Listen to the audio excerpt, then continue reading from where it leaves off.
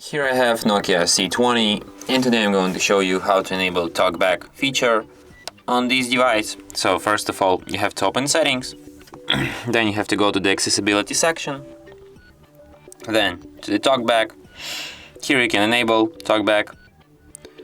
After that, TalkBack tutorial starts.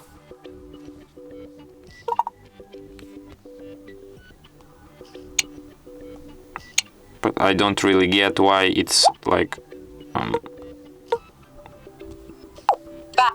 oh, now it's talking. Back button.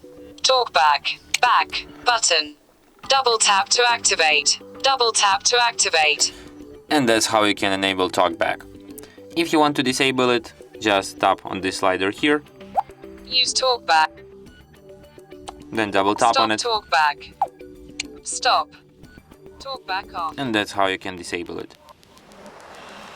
And that's it. Thanks for watching. If you find this tutorial useful, don't forget to hit that like button and subscribe to our channel.